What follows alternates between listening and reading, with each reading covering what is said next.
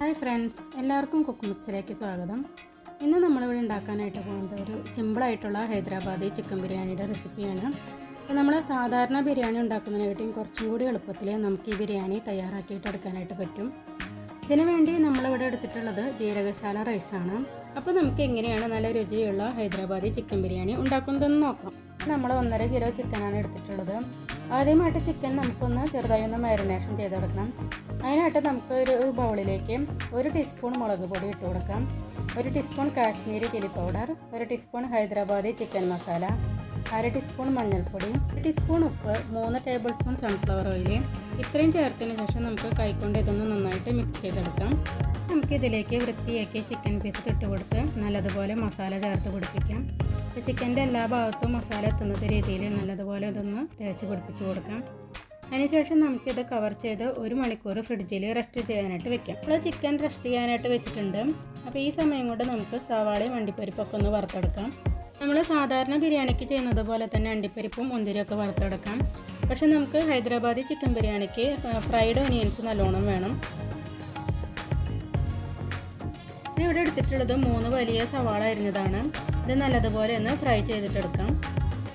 സവാള നല്ലതുപോലെ ഫ്രൈ ആയിട്ട് കിട്ടാൻ വേണ്ടിയിട്ട് നമുക്ക് ഇതിലേക്ക് 1 ടീസ്പൂൺ പഞ്ചസാര കൂടി ഇട്ട് കൊടുത്ത് നല്ലതുപോലെ ഇതൊന്ന് വറുത്തെടുക്കാം.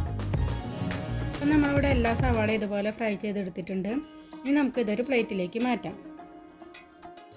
അപ്പോൾ നമ്മൾ 1 മണിക്കൂറിന് ശേഷം ചിക്കൻ പീസസ് പുറത്തെടുത്തിട്ടുണ്ട്.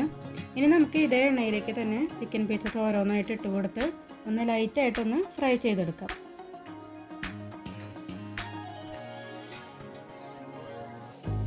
ചിക്കൻ പീസസ് നമുക്ക് ഡീപ്പായിട്ട് ഫ്രൈ ചെയ്തെടുക്കേണ്ട കാര്യമില്ല, അത് ചെറുതായിട്ടൊന്ന് ഫ്രൈ ചെയ്തെടുത്താൽ മതി. അപ്പോൾ നമുക്ക് 2 വശം തിരിച്ച് മറിച്ചിട്ട് കൊടുത്ത് തന്നെ ഫ്രൈ ചെയ്തെടുക്കാം.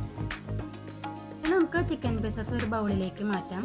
അതിലേക്ക് നമ്മൾ നേരത്തെ വറുത്ത് വെച്ചിരിക്കുന്ന സവാളയിൽ നിന്ന് പകുതി ഇട്ട് കൊടുക്കാം.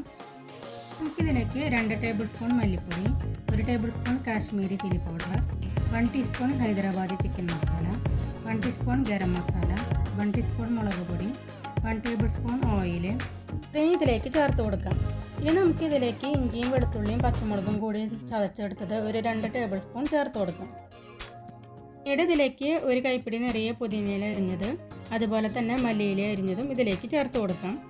നമുക്കിതിലേക്ക് 1 കപ്പ് നല്ല കട്ട തൈര് ചേർത്ത് കൊടുക്കാം. അതിനോടൊപ്പം തന്നെ ഇതിലേക്ക് ആവശ്യമായിട്ടുള്ള ഉപ്പും ചേർത്ത് കൊടുത്ത് ഇത് നല്ലതുപോലെ ഇതൊന്ന് മിക്സ് ചെയ്തെടുക്കാം. പിന്നീട് നമുക്കിത് കവർ ചെയ്തിട്ട് ഒരു 20 മിനിറ്റ് റെസ്റ്റ് ചെയ്യാനായിട്ട് വെക്കാം. ഈ നേരം കൊണ്ട് നമുക്ക് റൈസ് വേവിച്ചെടുക്കാം. അപ്പോൾ നമ്മളിവിടെ റൈസ് വേവാനുള്ള വെള്ളം വെച്ചിട്ടുണ്ട്. ഇനി നമുക്കിതിലേക്ക് സ്പൈസസ് ഇട്ട് കൊടുക്കാം. ഒരു 5 to 6 പീസ് കറുവപ്പട്ട, 1 തക്കോലം, 5 to 6 കരയാമ്പൂ, 1 8 ഏലക്കായ, 1/2 ടീസ്പൂൺ കുരുമുളക്, 1 ടീസ്പൂൺ പെരുംജീരകം, ഒരു 3-4 ബേ ലീഫ് ഇത്രയും നമുക്കിതിലേക്ക് ഇട്ട് കൊടുക്കാം. ഇനി നമുക്കിതിലേക്ക് ഒരു ചെറുനാരങ്ങയുടെ നീര് പിഴിഞ്ഞൊഴിക്കാം. അതിനുശേഷം നമുക്ക് റൈസിലേക്ക് ആവശ്യമായിട്ടുള്ള ഉപ്പ് ഇട്ട് കൊടുക്കാം. വെള്ളം ഇവിടെ തിളയ്ക്കാനായിട്ട് തുടങ്ങിയിട്ടുണ്ട്. ഇനി നമുക്കിതിലേക്ക് കഴുകി വെച്ചിരിക്കുന്ന റൈസ് ചേർത്ത് കൊടുക്കാം. അപ്പോൾ ഞാനിവിടെ 3 കപ്പ് ജീരകശാല റൈസാണ് എടുത്തിട്ടുള്ളത്. റൈസ് ചേർത്ത് കൊടുത്തതിന് ശേഷം നമുക്കിതിലേക്ക് ഒരു 1 ടേബിൾ സ്പൂൺ വെജിറ്റബിൾ ഓയിൽ കൂടി ചേർത്ത് കൊടുക്കാം. ഒരു 15 മിനിറ്റിനുള്ളിൽ നമ്മുടെ റൈസ് ഇവിടെ നല്ലതുപോലെ വെന്ത് കിട്ടിയിട്ടുണ്ട്. ഇനി നമുക്കിത് ഊറ്റി മാറ്റി വയ്ക്കാം. ഇനി നമുക്ക് മാരിനേറ്റ് ചെയ്ത് വെച്ചിരിക്കുന്ന ചിക്കൻ പുറത്തെടുക്കാം. അതിനുശേഷം നമുക്ക് ദം ചെയ്യാനായിട്ടുള്ള മസാല റെഡിയാക്കിയിട്ടെടുക്കാം. അതിനായിട്ട് നമുക്കൊരു പാൻ എടുത്തിട്ട് ചൂടാകുമ്പോൾ അതിലേക്ക് 2 ടേബിൾ സ്പൂൺ നെയ്യും ഒരു 3 ടേബിൾ സ്പൂൺ സൺഫ്ലവർ ഓയിലും ഒഴിച്ചു കൊടുക്കാം. എണ്ണ നന്നായിട്ട് ചൂടായി വരുമ്പോൾ നമുക്കിതിലേക്ക് മാരിനേറ്റ് ചെയ്ത് വെച്ചിരിക്കുന്ന ചിക്കൻ പീസസ് ഇട്ട് കൊടുക്കാം. എല്ലാ പീസസും ഇതുപോലെ നിരത്തി വെച്ച് കൊടുത്തതിന് ശേഷം ഇനി നമുക്കിത് മൂടി വെച്ച് ഒരു മീഡിയം തീയിൽ 10 മിനിറ്റ് കുക്ക് ചെയ്തെടുക്കാം.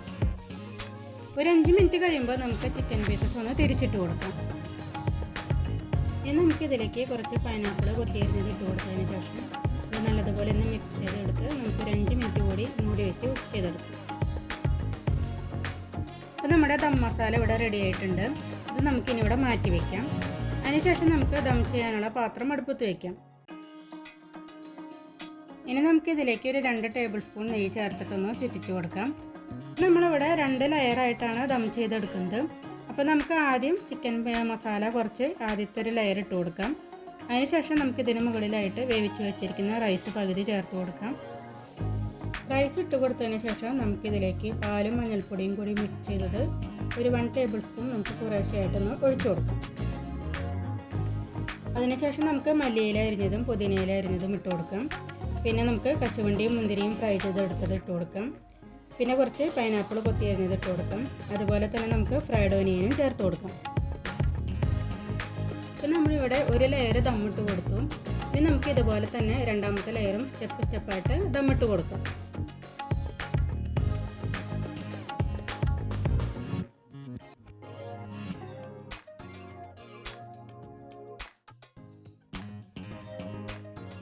ഇനി ഏറ്റവും മുകളിലായിട്ട് കുറച്ച് നെയ്യ് ഒഴിച്ചു കൊടുക്കാം.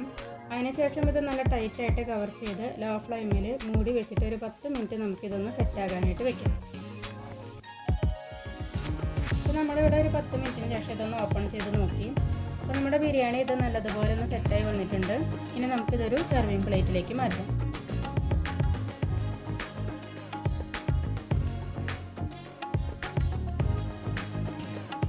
ഞാനിപ്പോൾ ഇവിടെ പേപ്പർ വാഴയിലാണ് ഇത് സെർവ് ചെയ്തിട്ടുള്ളത്. ഇതിൻ്റെ കൂടെ നമുക്ക് സലാഡും തേങ്ങ ചുട്ട ചമ്മന്തിയുമാണ് സൈഡ് ഡിഷായിട്ട് എടുത്തിട്ടുള്ളത്. ഇപ്പോൾ നമ്മുടെ ഹൈദരാബാദി ചിക്കൻ ബിരിയാണി ഇവിടെ റെഡി ആയിട്ടുണ്ട്. എല്ലാവരും ഇതൊന്ന് മസ്റ്റായിട്ട് ട്രൈ ചെയ്ത് നോക്കിയിട്ട് അതൊന്ന് അഭിപ്രായങ്ങൾ പറയണം.